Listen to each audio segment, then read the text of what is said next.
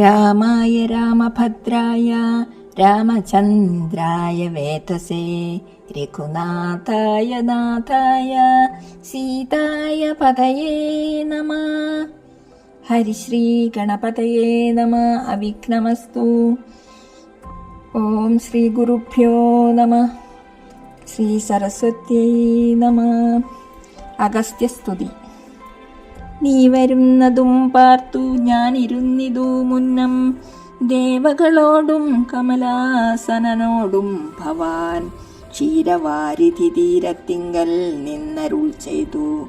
ഘോരരാവണൻ തന്നെ കൊന്നു ഞാൻ ഭൂമണ്ഡല ഭാരാപഹരണം ചെയ്തിടുവൻ എന്നു തന്നെ സാരസാസന സകലേശ്വര ദയാനിധേ. ഞാൻ അന്നു തുടങ്ങി വന്നിവിടെ വാണിയിടിനേൻ, ആനന്ദസ്വരൂപനാം നിന്നുടൽ കണ്ടുകൊള്ളുവാൻ. താപസജനത്തോടും ശിഷ്യസംഘാതത്തോടും ശ്രീപാദാംബുജം നിത്യം ധ്യാനിച്ചു വസിച്ചു ഞാൻ. ലോകസൃഷ്ടിക്ക് മുന്നം ഏകനായാനന്ദനായി, ലോകകാരണൻ വികൽപ്പോപാധി വിരഹിതൻ, തന്നുടെ മായ തനിക്കാശ്രയഭൂതയായി. തന്നുടെ ശക്തിയെന്നും പ്രകൃതി മഹാമായ നിർഗുണനായ നിന്നെ ആവരണം ചെയ്തിട്ടു തൽഗുണങ്ങളെ അനുസരിപ്പിച്ചിടുന്നതും നിർവ്യാജം വേദാന്തികൾ ചൊല്ലുന്നു നിന്നെ മുന്നം. ദിവ്യമാമവ്യാകൃതമെന്നുപനിഷദ്വശാൽ മായാദേവിയെ മൂലപ്രകൃതിയെന്നും ചൊല്ലും. മായാസീതന്മാരാം മായാതീതന്മാരെല്ലാം സംസ്കൃതിയെന്നും ചൊല്ലും. വിദ്വാൻമാർ അവിദ്യയെന്നും പറയുന്നുവല്ലോ. ശക്തിയെ പല നാമം ചൊല്ലുന്നു പലതരം. നിന്നാൽ സംക്ഷോഭ്യമാണയാകിയമായ തന്നിൽ നിന്നുണ്ടായി വന്നു മഹത്തത്വമെന്നല്ലോ ചൊല്ലു. നിന്നുടെ നിയോഗത്താൽ മഹത്തത്വത്തിങ്കലേ നിന്നുണ്ടായി വന്നു പുനരഹങ്കാരവും പുരാ. മഹത്തത്വവും അഹങ്കാരവും സംസാരവും മഹദ്വേദികളേവം മൂന്നായി ചൊല്ലിയിടുന്നു. സാത്വികം രാജസവും താമസം എന്നീ വണ്ണം വേദ്യമായി ചമഞ്ഞിതു മൂന്നും എന്നറിഞ്ഞാലും. താമസത്തിങ്കൽ നിന്നു സൂക്ഷ്മ തന്മാത്രകളും ഭൂമിപൂർവക സ്ഥൂല പഞ്ചഭൂതവും പിന്നെ രാജസത്തിങ്കൽ നിന്നുണ്ടായി ഇതിന്ദ്രിയങ്ങളും തേജോരൂപങ്ങളായ ദൈവതങ്ങളും പിന്നെ സാത്വികത്തിങ്കൽ നിന്നു മനസ്സുമുണ്ടായി വന്നു. സൂത്രരൂപകം ലിംഗം ഇവറ്റിൽ നിന്നുണ്ടായി. സർവത്ര വ്യാപ്ത സ്ഥൂല സഞ്ചയത്തിങ്കൽ നിന്നു ദിവ്യനാം വിരാട് പുമാനുണ്ടായതെന്നു കേൾപ്പൂ. അങ്ങനെയുള്ള വിരാട് പുരുഷൻ തന്നെയല്ലോ തിങ്ങിയിടും ചരാചര ലോകങ്ങളാകുന്നതും.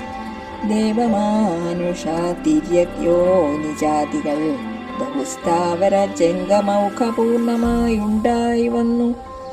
ത്വന്മായാ ഗുണങ്ങളെ മൂന്നും ആശ്രയിച്ചല്ലോ ബ്രഹ്മാവും വിഷ്ണുതാനും രുദ്രനും ഉണ്ടായി വന്നു. ലോകസൃഷ്ടിക്കു രജോ ഗുണമാശ്രയിച്ചല്ലോ ലോകേശനായ ധാതാ നാഭിയിൽ നിന്നുണ്ടായി. സത്വമാ ഗുണത്തിങ്കൽ നിന്നു രക്ഷിപ്പാൻ വിഷ്ണു രുദ്രനും തമോ ഗുണം കൊണ്ട് സംഹരിപ്പാനും.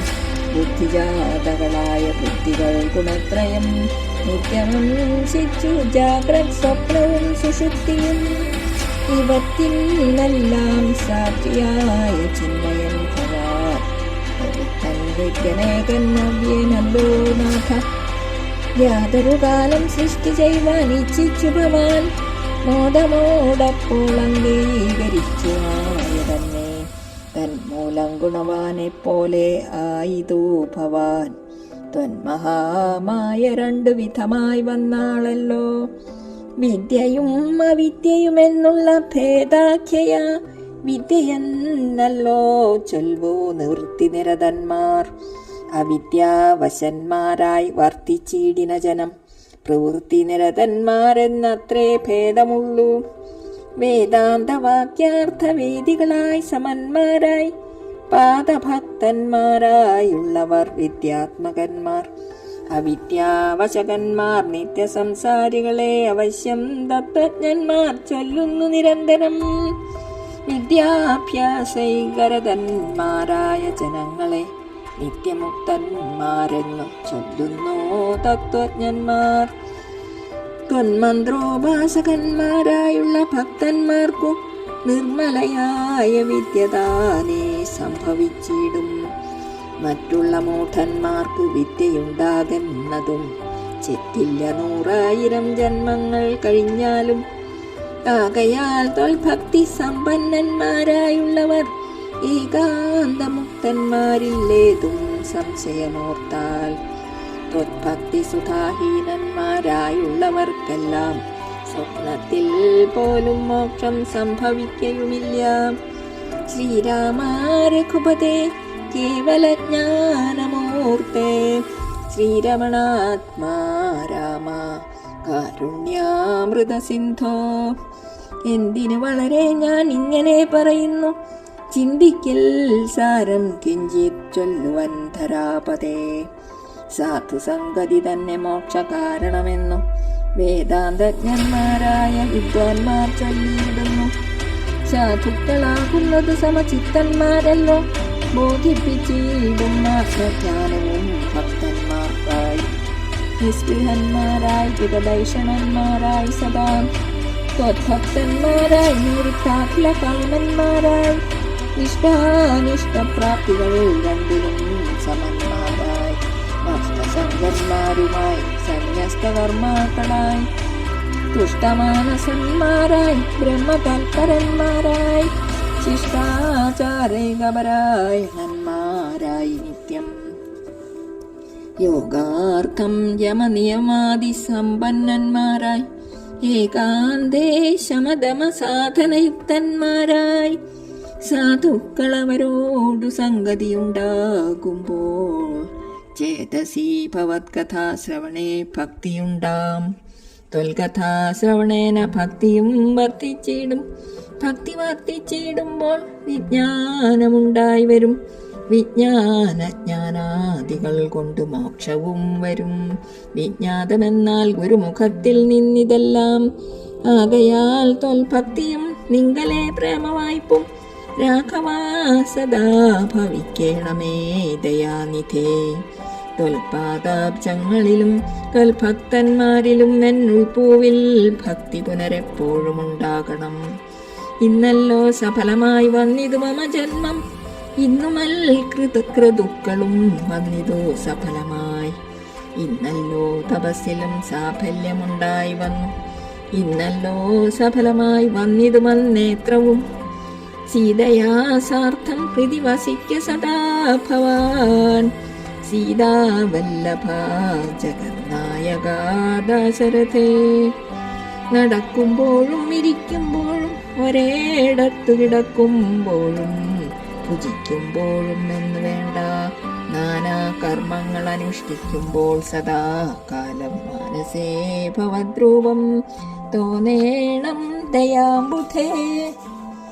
കുംഭസംഭവനിധി സ്തുതിച്ചു ഭക്തിയോടെ ജംഭാരി തന്നാൽ മുന്നം നിക്ഷിപ്തമായ ചാപം ബാണത്തൂണീരത്തോടും കൊടുത്തു ഖഡ്ഗത്തോടും ആനന്ദ വിവശനായി പിന്നെയും മരുൾ ചെയ്താൻ. ഭൂഭാരഭൂതമായ രാക്ഷസവംശം നിന്നാൽ ഭൂപതേ വിനഷ്ടമായിടണം വൈകീടാതെ.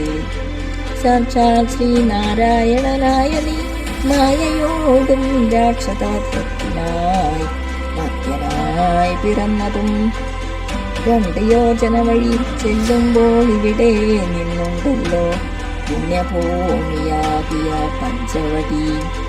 ഗൗതമീ തീരെ നല്ലൊരാശ്രമം ചമച്ചതിൽ സീതയാ വസിക്ക പോയി ശേഷമുള്ളൊരു കാലം. തത്രൈവ വസിച്ചു നീ ദേവകാര്യങ്ങളെല്ലാം സത്വരം ചെയ്കന്നുടൻ അനുജ്ഞ നൽകി മുനി. ചുത്വൈതൽ സ്തോത്രസാരം അഗസ്ത്യ സുഭാഷിതം തത്വാർത്ഥസമന്വിതം രാഘവൻ തിരുവടി ബാണചാപാദികളും തത്രൈവ നിക്ഷേപിച്ചു. വീണുടൻ നമസ്കരിച്ചഗസ്ത്യപാദാംബുജം യാത്രയും അയപ്പിച്ചു സുമിത്രാത്മജനോടും പ്രീത്യാ ജാനകിയോടും എഴുന്നള്ളിയിടുന്നേരം ജാനകീകാന്തസ്മരണം ജയ ജയ രാമ രാമ. അഗസ്ത്യമുനി ശ്രീരാമദേവനെ ചെന്നു കണ്ട് അഗസ്ത്യമുനിയുടെ ആശ്രമത്തിലേക്ക് കൂട്ടിക്കൊണ്ട് പോകുകയാണ്. വനഭോജ്യങ്ങളെല്ലാം കൊടുത്ത ശേഷം പറഞ്ഞു, രാവണനെ വധിച്ച് ഭൂമിയുടെ ഭാരം ഇല്ലാതാക്കുമെന്ന് പറഞ്ഞതു മുതൽ അങ്ങയെയും ധ്യാനിച്ച് ഞാൻ ഇവിടെ താമസിക്കുകയാണ്. അങ്ങയിൽ ഭക്തിയുള്ളവര് മുക്തന്മാരാണ്. ഭക്തിയില്ലാത്തവർക്കോ മോക്ഷം ലഭിക്കുകയുമില്ല. സജ്ജനങ്ങളുമായിട്ട് സഹകരിക്കുന്നത് മോക്ഷം തന്നെയാണ്. അങ്ങയുടെ കഥകൾ കേൾക്കുമ്പോൾ തന്നെ ഭക്തിയുണ്ടാകും. ഇതെല്ലാം ഒരു ഗുരുവിൽ നിന്ന് മാത്രമേ അറിയാനായിട്ട് കഴിയൂ. എൻ്റെ ജന്മം സഫലമായി. എൻ്റെ ഹൃദയത്തിൽ അങ്ങ് എപ്പോഴും ഉണ്ടാകണേ. അഗസ്ത്യ മഹർഷി ഇങ്ങനെ ഭക്തിപൂർവം ഭജിച്ചിട്ട് ദേവേന്ദ്രൻ നൽകിയ വില്ലും അമ്പും ആവനാഴിയും വാളും ശ്രീരാമന് നൽകിയിട്ട് പറഞ്ഞു, ഭൂമിക്ക് ഭാരമുള്ള രാക്ഷസന്മാരെ വേഗം തന്നെ നശിപ്പിക്കണം. ശ്രീനാരായണനായ അങ്ങ് സീതാദേവിയോടൊത്ത് രാക്ഷസവധത്തിന് വേണ്ടിയായിട്ടാണ് മനുഷ്യനായിട്ട് ജനിച്ചത്. ഇവിടെ നിന്ന് കുറച്ചു ദൂരം പോകുമ്പോൾ പുണ്യഭൂമിയായ പഞ്ചവടി കാണാം. അവിടെ ഗൗതമി നദീ തീരത്ത് ഒരു ആശ്രമം നിർമ്മിച്ച് സീതയോടൊത്ത് സുഖമായി താമസിക്കുക. അങ്ങനെ അഗസ്ത്യാശ്രമത്തിൽ നിന്ന് പഞ്ചവടിയിലേക്ക് തിരിച്ചു പോവുകയാണ് ശ്രീരാമദേവൻ.